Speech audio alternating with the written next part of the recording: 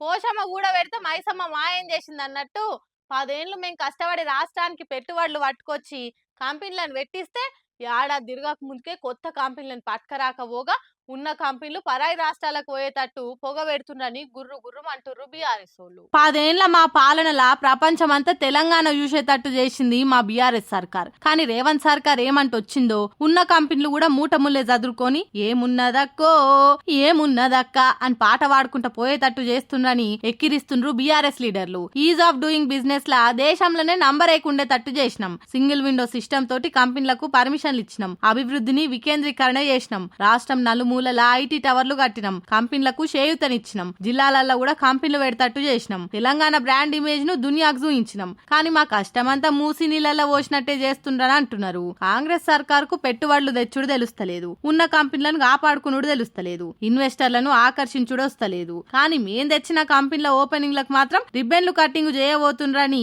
ఎడ్డిస్తుండ్రు. మీ రాజకీయాలతోటి Hyderabad image ను నాశనం పట్టించిండ్రు. రాజకీయ అస్థిరత వరుసలొల్లి పంచాదులతోని పెట్టుబడిదారుల మనసు ఇరిగేటట్టు చేసి మన కాడ నుంచి వేరే రాష్ట్రాలకు పోయేటట్టు చేస్తుండ్రని దెప్పి ఓడుస్తుండ్రు. మరి సర్కారోళ్ళు లెక్కలతోటి సహా ప్రతిపక్ష ఆరోపణలకు కౌంటర్ ఏమని ఇస్తారో లేదో చూడాలిగా.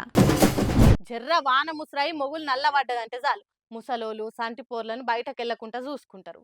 కానీ గీ తాతను చూడుర్రి మన్మలు మన్మరాలతోని వానల ఎట్లా ఎంజాయ్ చేస్తుండో.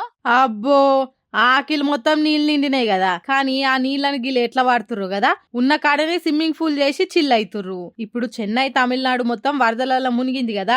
అట్లనే ఇలా ఆకిట్లా కూడా నీళ్లు నిలిచినాయి. ఇవి ఇప్పట్లో పోయేటట్టు లేవని ఈ పెద్ద మనిషి చేసిన పనితనం చూడుర్రి. బండికి వెనకలో ఓ ట్యూబ్ కట్టి దాంట్లో బుడ్డ పోరగాలని గుసబెట్టి చలో ఇక తాత బండి నడిప పోరలి ఎంజాయ్ చేయ. గింతోటి దానికి ఏడుకో రిసార్ట్లకు వేలకు వేలు కట్టి పోయే బదులు ఇట్లా ఉన్న కాడనే ఎంజాయ్ చేయొచ్చని చూపించిర్రు ఇల్లు. ఇది ఇప్పుడు ఇంటర్నెట్ లో ఇరగమరగ తిరిగే వరకు ప్రాబ్లం ను కూడా ఇట్లా వాడుకోవచ్చని ఈళ్ళని చూసి ఎరకైంది. ఫన్ ఫ్రమ్ ద ప్రాబ్లం అంటే గిదే కావచ్చు. నువ్వు సూపర్ తాత ఏమన్నా ఐడియానా అని తీరుగా కామెంట్లు చేసుకుంటా మెచ్చుకుంటురి చూసిన వాళ్ళంతా.